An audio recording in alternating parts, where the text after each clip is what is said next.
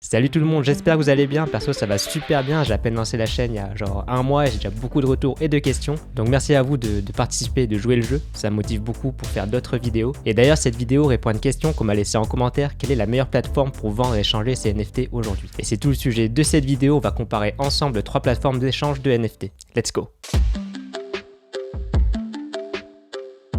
Alors bon, OpenSea au courant qu'il est de la plus grande plateforme, ils n'hésitent pas à le montrer directement sur leur site. Et aussi la plateforme elle est très user-friendly, c'est-à-dire qu'elle est très simple à comprendre, à utiliser. C'est simple de naviguer d'un artiste à un autre, d'une catégorie à un autre avec cette barre de navigation. Tout est bien classé dans la barre. Du coup, on s'y perd pas et c'est simple de trouver la catégorie qui nous correspond et qu'il nous faut. Du coup, on se retrouve dans la catégorie art.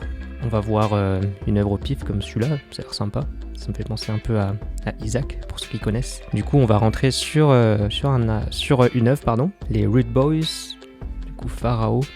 Et ce qui est bien sur ce site, sur OpenSea, c'est qu'on a du coup toutes les informations. On a la valeur de l'œuvre selon les différentes périodes, les différentes transactions qui ont eu lieu aussi. Du coup, là, c'est d'abord les valeurs selon les périodes. Et là, on a les différentes transactions. Du coup, tout est listé et simple à comprendre et tout est tracé et traqué. Donc, on peut savoir combien de fois l'œuvre a été échangée, pour quel prix, etc. Ce qui est plutôt sympa pour pouvoir faire une étude de marché rapide sans vraiment connaître l'artiste ou les œuvres en question. Et directement, on peut retourner sur l'artiste en cliquant ici sur le nom de l'artiste, du coup Rude Boys. Je connais pas du tout l'artiste, j'ai pas d'affiliation, c'est vraiment, je suis tombé dessus au hasard. Et on voit quand même que c'est une personne qui a vendu pour un grand nombre d'Ethers. On voit aussi son nombre d'objets qu'il dispose, son nombre de NFT, le nombre de personnes qui possède ces NFT et son taux de vente moyen. Du coup, c'est vraiment une bonne vitrine qu'on peut avoir de l'artiste. Du coup, le point fort d'OpenSea, c'est qu'il y a beaucoup de choix. C'est le choix le plus large du monde des NFT aujourd'hui. Et en plus de ça, la navigation est très simple. Du coup, c'est très user-friendly.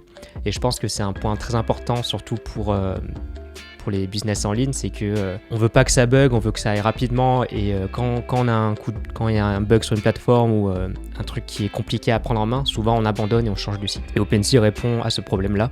Tout est simple à prendre en main et on a envie de rester sur le site et continuer à regarder les différents NFT qu'il y a. Ensuite, pour le côté plus technique, OpenSea prend 2,5% de commission sur les ventes et vous avez aussi un système de royalties qui vous permet de toucher une commission sur un NFT que vous avez créé et que vous avez mis en vente comme sur Rarible, que j'ai décrit dans une autre vidéo. Les royalties, en fait, c'est un pourcentage que vous définissez et que vous percevrez à chaque transaction de votre NFT.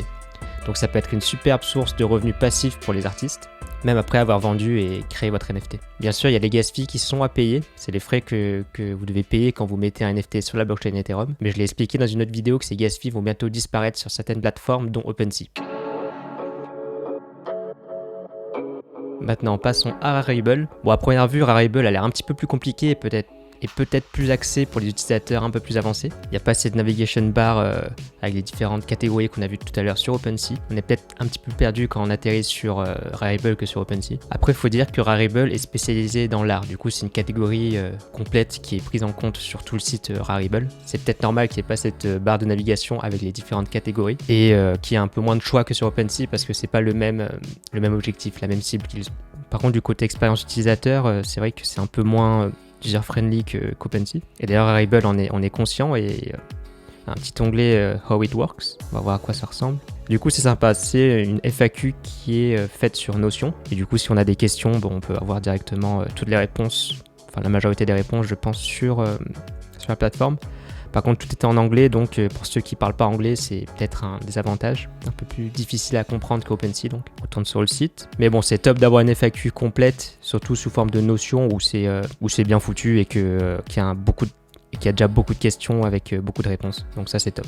A noter aussi qu'ils ont leur propre token Rari. Je ne suis pas trop penché sur ce token encore, mais ça ne saurait tarder. Quand j'aurai plus d'infos, je ferai sans doute une vidéo sur ce token et d'autres tokens NFT qui commencent à sortir. Donc abonnez-vous pour ne rien louper. Ce qui est intéressant par contre sur Rarible, c'est le côté communautaire, notamment avec l'onglet Community juste ici. Avec cet onglet dédié, vous pouvez échanger et interagir avec des créateurs, des acheteurs et des vendeurs de la plateforme Rarible. Donc il y a ce côté aussi groupe et un peu tribalisme qui ressort sur sur Rarible. Ouais, c'est sympa, on a une sorte de forum avec des posts et des échanges entre les différents créateurs et passionnés des NFT. Donc un point positif qui est la communauté, l'aspect communautaire. Et un autre point aussi à prendre en compte sur Rarible, c'est que vous pouvez être un artiste certifié en répondant à des conditions spécifiques, comme par exemple montrer que vous créez vos œuvres avec des sortes de behind the scenes, des coulisses de vos NFT en gros. Ce qui peut être vraiment cool parce que ça permet du coup de créer une relation avec les autres fans de NFT. Et ça permet aussi de vous mettre en avant en tant qu'artiste et de mettre en avant votre travail. Donc vous gagnerez beaucoup de crédibilité sur cette plateforme. Ensuite, pour le côté technique, c'est la même chose avec les gas fees que OpenSea. Et apparemment, ils vont aussi faire en sorte de réduire ces gas fees, voire les supprimer. Pareil, pour le système de royalties, vous pouvez fixer ce taux,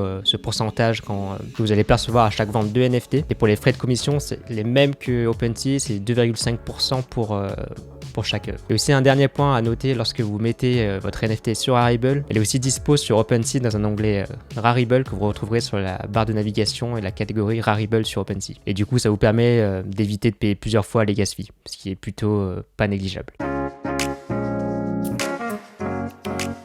Ensuite, passons à Super Rare. Bon, là, c'est un tout autre game que les autres plateformes. Moi, je la trouve bien plus esthétique et on a un côté artistique qui ressort. Je trouve ça sympa. Vous pouvez en fait collectionner des œuvres d'art dessus, mais si vous voulez vous lancer en tant qu'artiste sur cette plateforme, il faut s'inscrire et remplir un formulaire spécifique et prouver qu'on est un réel artiste. Et dans ce formulaire, vous devez mettre votre nom, votre site web, aussi une application vidéo, c'est-à-dire une vidéo de présentation, une vidéo courte qui montre qui vous êtes et quel type d'artiste vous êtes.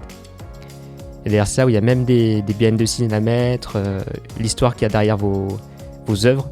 Du coup, quand on s'engage en tant qu'artiste sur cette plateforme-là, ça prend plus de temps pour s'engager et du coup, ça permet aussi de filtrer un peu la concurrence. Parce qu'il y aura moins de personnes qui seront motivées à prouver qu'ils sont de réels artistes et du coup à se lancer en tant qu'artiste sur Super Rare. Je pense que c'est sur ça que la plateforme se différencie des deux autres plateformes. Et donc c'est sympa si vous voulez une plateforme moins accessible et plus élitiste qui vous permet d'être en concurrence avec moins de monde en tant que vendeur d'œuvres d'art. Et surtout là, j'ai l'impression que c'est vraiment des grands passionnés de l'art qui se lancent dessus et qui font des œuvres vraiment travaillées. Je ne critique pas les autres plateformes où il y a parfois des œuvres qui sont faites un peu au pif, mais là on voit qu'il y a un travail fait en amont sur les artistes et sur la sélection qui permet d'avoir des œuvres vraiment quali. Et d'ailleurs ça se ressent sur le marché, hein. On voit que les œuvres en général se vendent pour des prix assez élevés. Donc bon, c'est notre type de plateforme moins accessible, plus tourné art et l'élite de l'art on va dire. Mais justement je trouve que c'est ce qui fait le charme de cette plateforme. Par contre, un point noir sur cette plateforme, c'est que les frais de commission sont très élevés pour les créateurs, soit de 15% de commission sur chacune de vos œuvres. Après, elles seront amorties, je pense, par le prix de vos œuvres.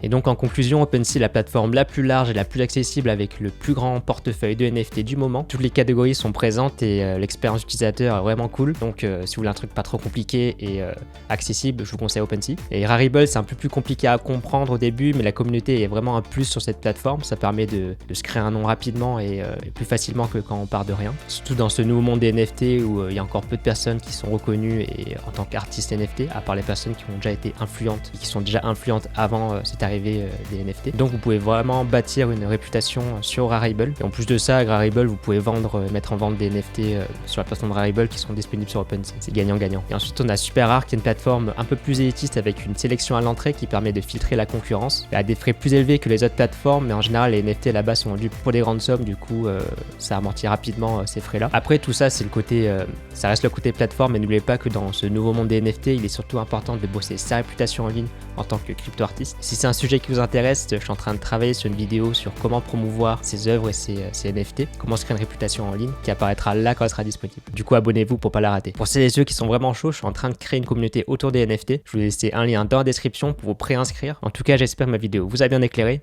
et je vous dis à bientôt dans l'autre monde. Ciao ciao.